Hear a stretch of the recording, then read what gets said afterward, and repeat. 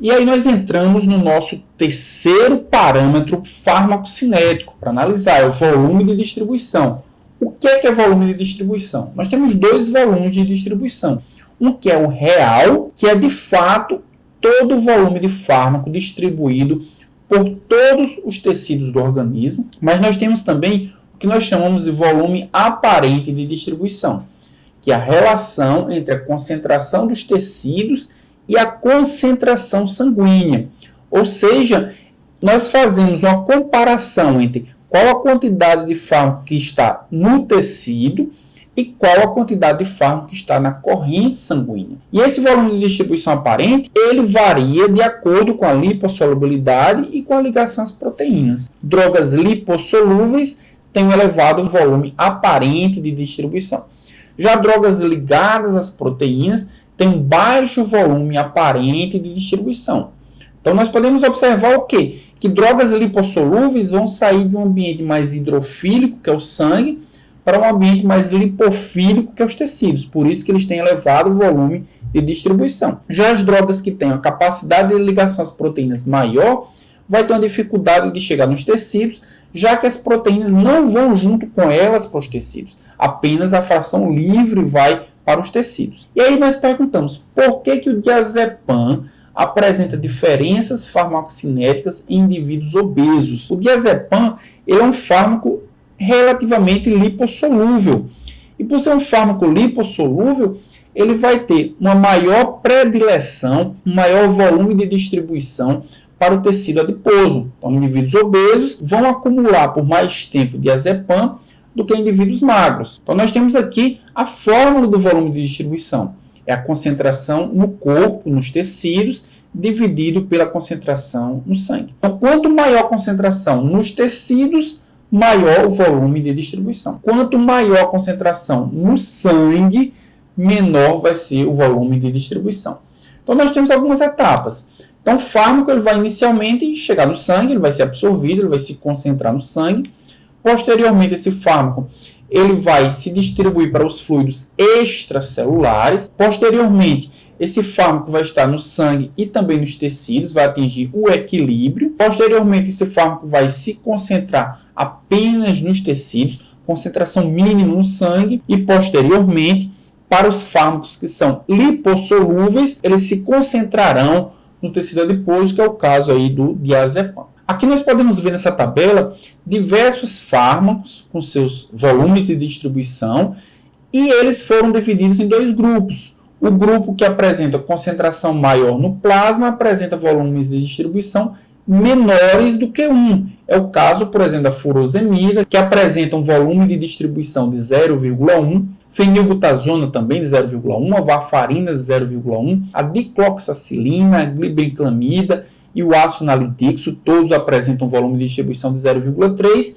E aqui nós temos o último, que é a carbamazepina, que apresenta um volume de distribuição de 1. Então, apresentou volumes de distribuição menores do que 1, significa que a concentração plasmática desse fármaco é maior do que a concentração tecidual. Já os fármacos de baixo apresentam concentrações superiores a 1. Então, se apresenta concentração superior a 1, significa que a concentração plasmática do fármaco ela é inferior à concentração tecidual. É o caso, por exemplo, da lidocaína, que apresenta um volume de distribuição de 1,9, a procainamida de 2, a pentazocina de 3, e aqui nós temos volumes bem mais altos, que é a clorpromazina e a nortriptilina, que apresentam um volume de distribuição de 20. Então, a concentração tecidual desses fármacos ela é superior à concentração plasmática. E que fatores influenciam no volume de distribuição? Então, nós temos dois tipos de fatores. Os fatores dependentes do fármaco, que são aqueles fatores que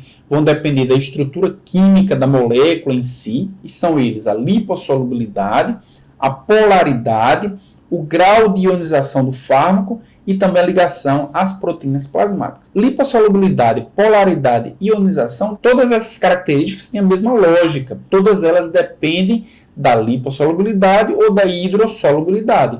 Quanto mais lipossolúvel, quanto mais apolar, quanto menos ionizado, mais esse fármaco vai se concentrar nos tecidos. O contrário, ou seja, hidrossolubilidade, quanto mais polar e quanto mais ionizado, mais esse fármaco vai se concentrar no sangue, no plasma sanguíneo. Já a ligação das proteínas depende da fração livre. Então, a fração ligada às proteínas ela vai ter dificuldade de chegar nos tecidos.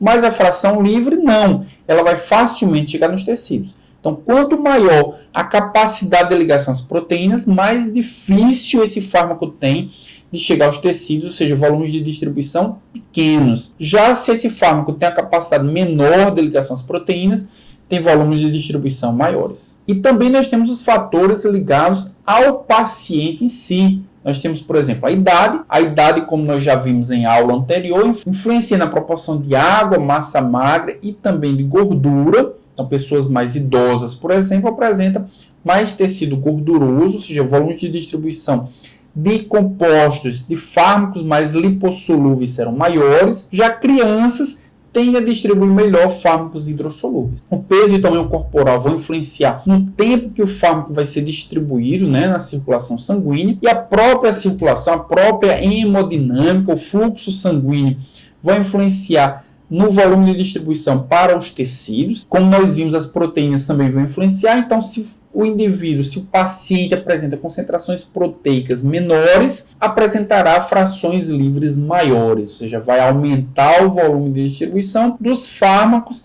que apresentam alta taxa de ligação às proteínas. Doenças também vão influenciar no volume de distribuição, como doenças hepáticas e renais, e também fatores genéticos podem influenciar no volume de distribuição. Aqui nessa tabela nós podemos ver exatamente os fatores, um exemplo de fatores que influenciam no volume de distribuição. Nós temos dois fármacos, a digoxina e a digitoxina, são dois fármacos cardiotônicos, são dois fármacos utilizados para insuficiência cardíaca, só que a digoxina apresenta uma taxa de ligação às proteínas de 25%, enquanto a digitoxina apresenta uma taxa de ligação às proteínas de 97%. Vejam o quanto isso pode influenciar no volume de distribuição. A digoxina apresenta um volume de distribuição de 9,14 litros por quilo, ou seja, um volume de distribuição muito maior. Muito provavelmente isso está sendo influenciado pela baixa taxa de ligação às proteínas plasmáticas, enquanto que a digitoxina apresenta um volume de distribuição de 0,51 litros por quilo, ou seja, muito inferior, provavelmente influenciado pela alta taxa de ligação às proteínas da digitoxina. A meia-vida plasmática da digoxina é 42 litros, mesmo apresentando volume de distribuição elevado, a meia-vida plasmática ela é inferior à digitoxina, muito provavelmente porque isso está sendo influenciado pelo seu clearance, pela sua eliminação, já que a digoxina, a sua eliminação é glomerular, ou seja, renal, e a digitoxina, a sua eliminação é por metabolismo hepático. E aí nós entramos no nosso quarto e último parâmetro farmacocinético, que é o clearance.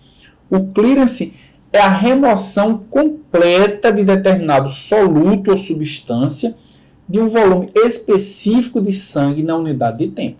Tem a quantidade de fármaco que vai ser eliminado naquela unidade de tempo pela via de eliminação. Pode ser a via renal, pode ser a via enterohepática, pode ser a via hepática, por qualquer uma das vias. Entretanto, vai depender do tempo. Então, o clearance sempre depende do tempo. E aí nós temos um gráfico aqui para representar ou para explicar melhor o que significa isso. Nesse gráfico, nós temos em um dos eixos o percentual do clearance total da droga. E quais são as drogas? Nós temos três aqui: droga A, droga B e droga C. Do outro lado, no outro eixo, nós temos a meia-vida biológica dessa droga. E aqui embaixo nós temos um terceiro eixo, que é o clearance de creatinina, já que essas três drogas são eliminadas por via renal. Então, observem que quando o clearance de creatinina é muito alto, 120, nós temos que o tempo de meia-vida das três drogas ela é igual, é 3 horas. E que o percentual de eliminação por via renal ela é muito parecido,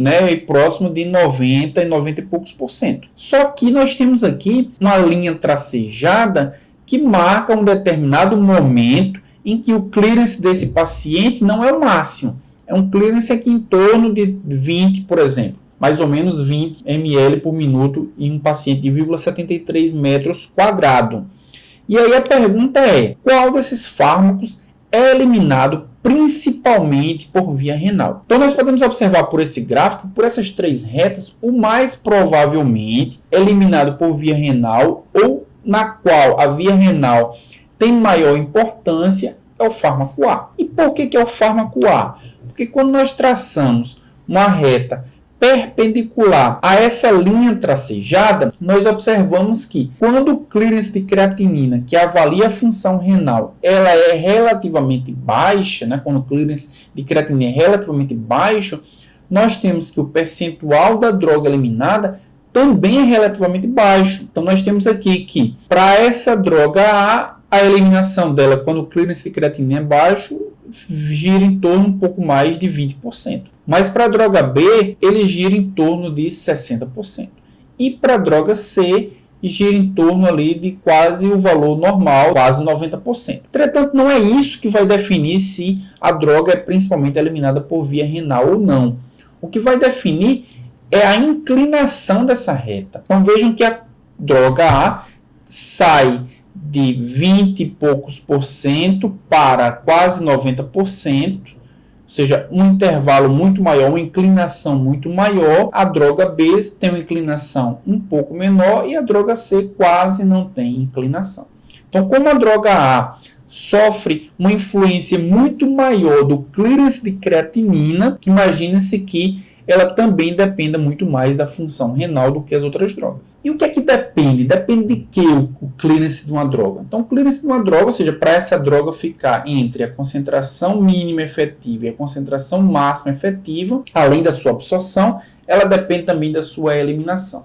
Como nós vimos, a eliminação da maioria das drogas é por via renal, mas elas são eliminadas depois de serem biotransformadas em moléculas mais hidrossolúveis. Então, o clearance de uma droga vai depender da dose, claro, mas ela vai depender principalmente da função renal e também da função hepática. Então, são esses fatores principais que influenciam no clearance de creatinina. E como o clearance dos fármacos dependem muito da função renal e hepática, em muitos casos precisamos calcular a dose em pacientes renais. Nós já fizemos isso em aula anterior, mas por trás daquela calculadora que utilizamos, o cálculo é feito da seguinte forma. Então, nós temos aqui que o ajuste da dose vai ser a dose normal que poderia ser administrado no paciente sem nenhum problema, sem nenhuma insuficiência renal, multiplicado por 1, menos a concentração desse fármaco na urina, multiplicado por 1 menos a função renal, determinada aqui pelo clearance de creatinina. Então, o cálculo dessa dose em paciente renal, ela depende do clearance de creatinina e depende da dose normal. E a partir daí nós temos a dose ajustada, ou seja, a dose que vai ser administrada para aquele paciente com aquela função renal que está comprometida. Nessa tabela nós podemos ver as principais alterações farmacológicas ou farmacocinéticas que acontecem em idosos. Então, nós já tivemos essa aula. Então, se vocês quiserem ver os detalhes de cada uma dessas alterações, vocês podem voltar lá para a aula de alterações farmacológicas em idosos. Aqui nós vamos falar muito rapidamente. Então, o que é alterado no idoso que precisa ser levado em consideração para ajuste da dose? Então, por exemplo, a absorção ela sofre alteração, principalmente porque o paciente idoso apresenta aumento do pH gástrico, apresenta também retardo do esvaziamento gástrico. Isso vai influenciar tanto a absorção de drogas que têm pH ácido,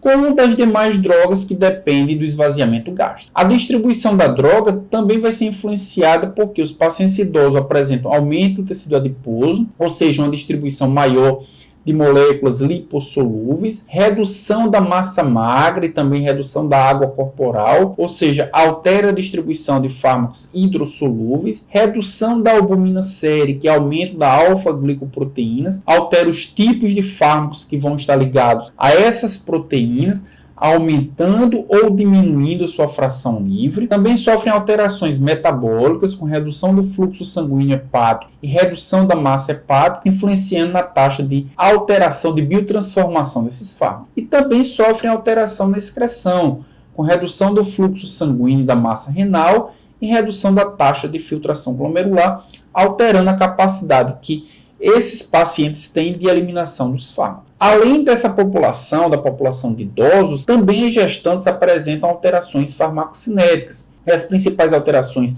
para gestantes são, na absorção, aumento do pH gástrico e retardo do esvaziamento gástrico, semelhantemente aos idosos, aumento do tecido adiposo, redução da água corporal e redução da albumina sérica, também semelhante à população de idosos. Entretanto, as mudanças acabam por aí, as diferenças acabam por aí. As gestantes apresentam metabolismo alterado, principalmente indução das enzimas CYP3A4, 2D6 e 2C9. Isso impacta diretamente no aumento do metabolismo dos fármacos que são substrato dessas enzimas. Também inibição da CYP2C19 e também da CYP1A2, ou seja, redução do metabolismo dos fármacos que são o substrato dessas enzimas também. E as gestantes também apresentam aumento do fluxo sanguíneo renal e aumento da taxa de filtração glomerular, o que faz com que essa população aumente a eliminação renal de fármacos. Você está gostando da aula até aqui? Você acha que o conteúdo que você está vendo é relevante? Então assine o canal, compartilhe com outras pessoas esse conteúdo, esse vídeo, e também não deixe de marcar o sininho, pois ele vai te notificar quando tiver novos vídeos. Na tela está aparecendo algumas das minhas redes sociais. Se vocês quiserem me seguir, lá podemos trocar uma ideia e continuar a discussão que iniciamos aqui nessa videoaula.